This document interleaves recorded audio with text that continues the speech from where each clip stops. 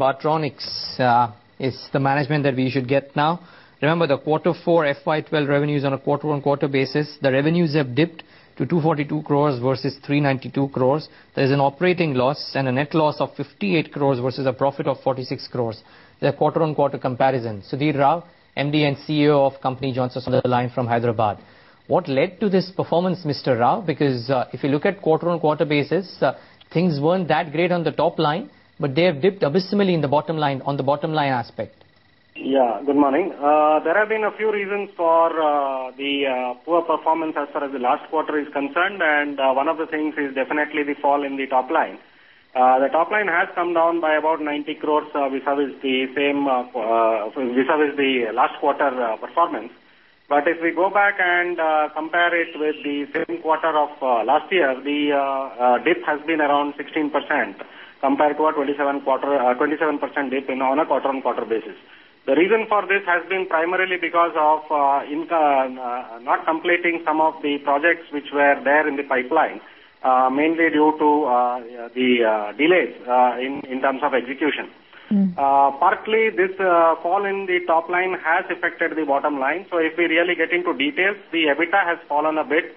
The profit from operations is around 19 crores of loss for the current quarter, vis-a-vis about 11 crores profit for the last quarter. However, the biggest dip as far as the PAT is concerned is mainly because of the other income or the mark-to-market loss of approximately 18 crores, which we have booked during the current quarter, vis-a-vis mark-to-market profit of around 57 crores, which was booked during the last quarter. How do these things, these aspects change into FY13? I mean, are you looking at maintaining EBITDA levels at 21.5%, 22% types? Our long-term EBITDA margins are likely to stabilize at around 21-22%, while PAT target for our long-term performance is around 10%. So as far as FY13 is concerned, there are going to be a couple of quarters where we may experience similar kind of negative performance. However, we hope to recover by the end of the financial year, that is financial year 2013. What about debt recovery in this year? Sundry debtors have been more or less flattish, so it has been a very poor performance as far as the sundry debtor recovery is concerned.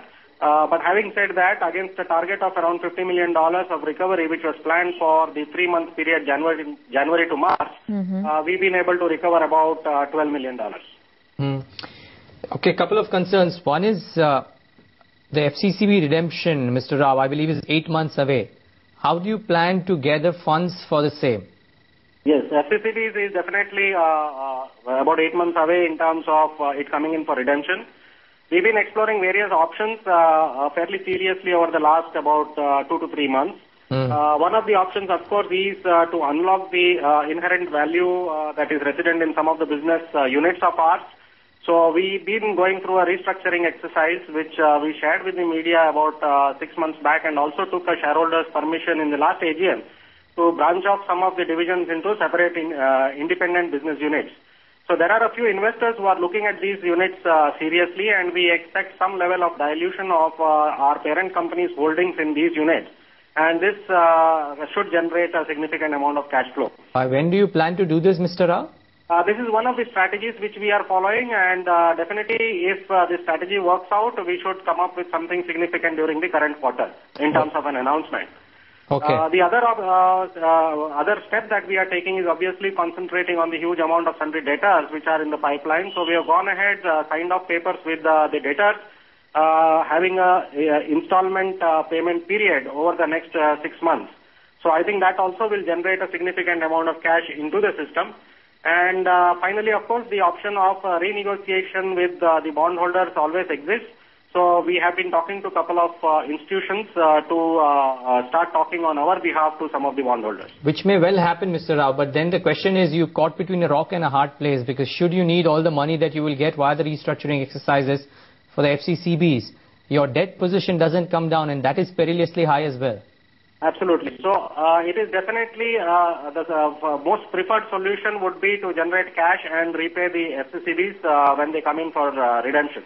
That is definitely the first priority. Yes, if that doesn't happen, if we again fail in terms of recovery from the debtors, then the only option left for us right now is to go in for restructuring of the FCCBs. Okay.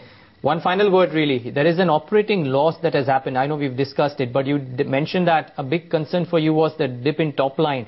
That notwithstanding, at the operating level, you've incurred losses, so the cost pressures have been there as well, aside of what's happened on the interest cost front. How do you plan to arrest that, and would you see some impact of that in this quarter itself, or will it be a couple of quarters because before operationally as well, you return to the black? To be frank, it will take a couple of quarters for operationally for us to get into the black. The reason simply is because of the escalation of the materials that are consumed for the solutions that we have delivered. Most of these contracts were part of our order book during the last about 12 months or so. So the contracts were acquired at a particular price, while the fulfillment of these orders have happened over the last about 3 to 4 months. So from that perspective, the cost of materials consumed vis-a-vis the order or the margins that were expected definitely has gone down, and this effect will continue for at least 2 quarters.